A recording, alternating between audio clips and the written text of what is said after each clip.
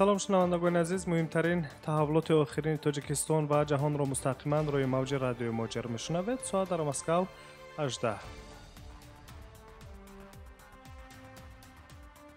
хабарҳои ин соатаро аз Тоҷикистон шурӯъ мекунем. Дар 6 моҳи соли ҷорӣ ба сутои Тоҷикистон 2445 адад шикояти шаҳрвандон ворид шудааст, ки нисбат ба нимсолаи якуми соли гузашта 507 адад шикоят ё 17% камтар аст. дар нимсолаи аввали соли равон сутои Тоҷикистон танҳо 2 ҳукми сафедкунӣ содир карданд. Соли гузашта шумораи чунин ҳукмҳои сафедкунии судяҳо 5 ададро дар бар гирифтааст. Иброз доштааст раиси суди олии Тоҷикистон Шермуҳаммад Чоҳиён дар нишасти матбуотии имрӯза 20 июли 2020 сол.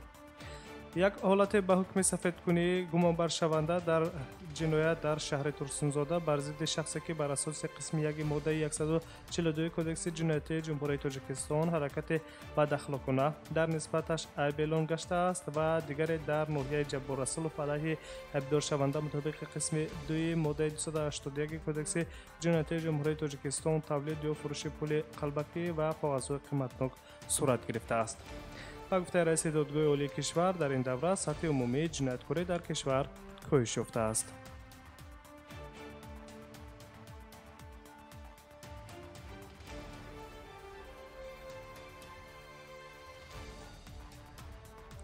донишҷӯёни хориҷӣ аз 13 кишвар айни замон дар донишгоҳи Славянии Тоҷикистону Русия таҳсил мекунанд, гуфтааст раҳбари донишгоҳ зимни нишасти матбуотӣ дар душанбе. дар маҷмӯъ 574 донишҷӯи хориҷӣ дар донишгоҳи Славянии Тоҷикистону Русия дар айни замон таҳсил мекунанд. аз ҷумла донишҷӯёни хориҷӣ 276 нафар аз Ӯзбекистон, 129 нафар аз Русия, 102 нафар аз Туркманистон, 49 нафар аз Чин мебошанд. ғайр аз ин дар донишгоҳ се донишҷӯи дигар аз ҷумҳуриҳои Озарбойҷон, Афғонистон, Қазоқистон, Кореяи Ҷанубӣ, 2 донишҷӯ аз Қирғизистон ва 1 донишҷӯи дигар аз ҷумҳуриҳои Муғулистон, Лаҳистон, Украина ва Иёлоти Муттаҳидаи Амрико дар бар доранд. раҳбарияти донишгоҳи Славянии Тоҷикистону Русия қайд доштанд, ки дар зарфи 6 соли охир татбиқи барномаи рушди донишгоҳ бо суръат рушд кард, ки дар радабандии Вазорати Маориф ва илми Тоҷикистон донишгоҳ аз ҷойи 13 ба зинаи 2 баромад.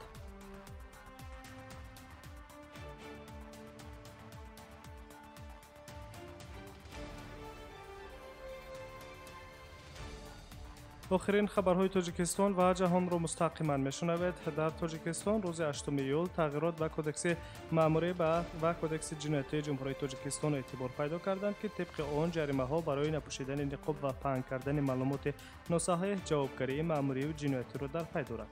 аммо то санаи 20 июл дар саросари ҷумҳурӣ ҳеҷ кас тибқи ислоҳоти дар болозикр шуда ба ҷавобгарӣ кашида нашудааст. дар ин бора Азия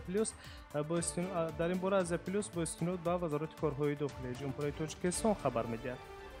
то ба имрӯз касе аз ҷониби кормандони мақомоти ҳифзи ҳуқуқ дар ин самт ба ҷавобгарӣ кашида нашудаанд, аммо гуфтугӯҳои пешгирикунанда дар байни шаҳрвандон аз ҷониби кормандони милитсия тақвият дода шудаанд.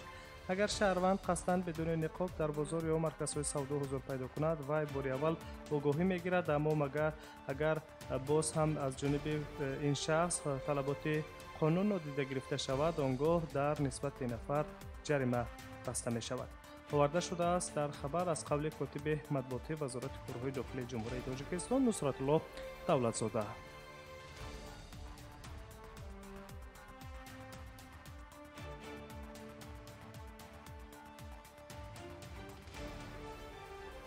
хабарҳои рӯзро мустақиман идома медиҳем. аз Тоҷикистон ба Қазоқистон меравем. дар ҷумҳурии Қазоқистон аз 13 то 19 июл 210 фавт аз сирояти коронавирус ба қайд гирифта шудааст. хабар медиҳад Радиои Озодӣ бо истинод ба хадамоти беҳдоштии ин кишвар. аз ин теъдод 114 нафарашон дар пойтахти Қазоқистон фавт кардаанд. аз шумораи умумии фавтидагон 52 нафарашон занони аз 26 то 87 сола ва 46 марди аз 34 то 88 соларо дар бар мегиранд.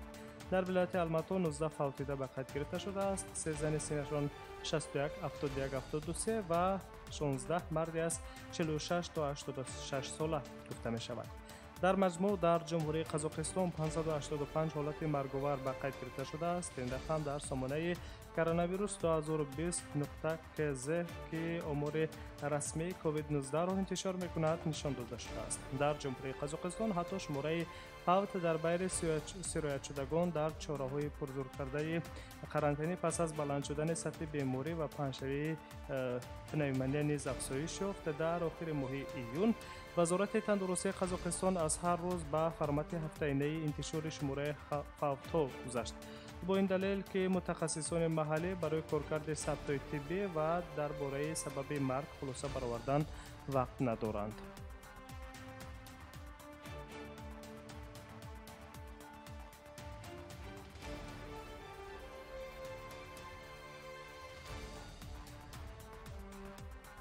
امروز پارلمان مصر با اکثریت آوازهای وکیلان وضعیت فوق‌العاده در این کشور را از سال 2017 تا 3 ماه دیگر تمدید کرد. خبر می‌دهد خبرگزاری منه. قبلا فرمانهای دخلدار را رهبر دولت مصر عبدالفتاح السیسی امضا کرد. طبق این قرار قوه‌های مسلح و پلیس باید تمام چاره‌های ضروری را برای مقاومت با تروریسم و مبلغ‌گذاری آن، نظارت به خطر مالکیت خصوصی و جمعیتی و حفظ حیات شهروندان انجام دهند. وضع فوق‌العاده در جمهوری مصر از جانب پرزیدنت ماه اپریل سال 2017 پس از 2 حمله تروریستی در تنه و اسکندریه جاری کرده شد. آنگاه بیش از 50 نفر جان باخته، بیش از 100 نفر دیگر مجروح شده بودند. سپس طبق قانون وضعیت فوق‌العاده هر دفعه برای 3 ماه تمدید کرده شد.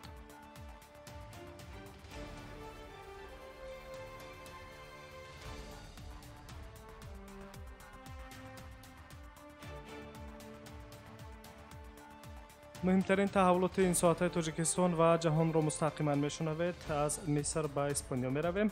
طبق اطلاع آژانس یوروپا پرس، وزارت دفاع اسپانیا امسال قرار کرده است که پرد را که به طور عنعنوی 12 اکتبر به افتخار روز ملی اسپانیا برگزار می شود بکار کند.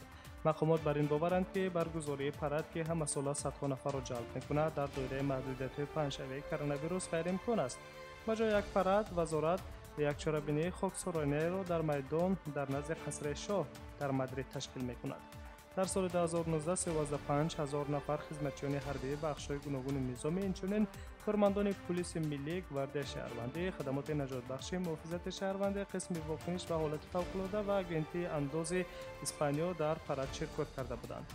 در قسم هوایی پرد 76 عدد تکنیک هواپیماهای جنگی و چرخبال‌های نظامی نیز شرکت ورزیده بودند.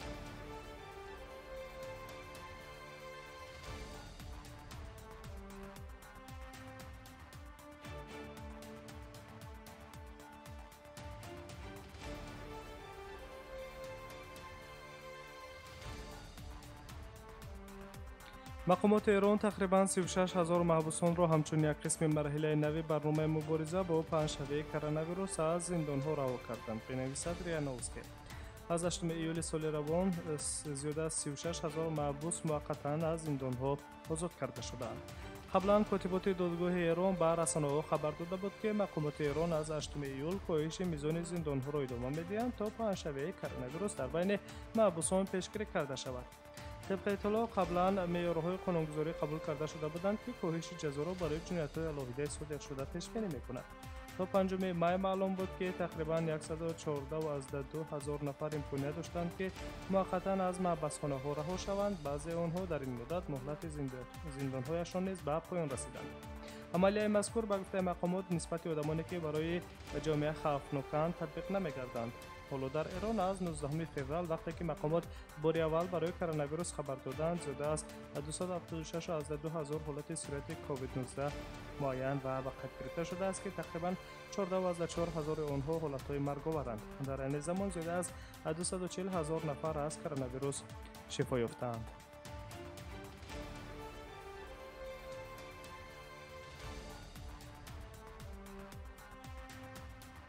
سامیان عزیز، شما تفصیل آخرین خبرهای تاجیکستان و جهان را مستقیما روی موج رادیو موجر شنیدید. سلامت باشید.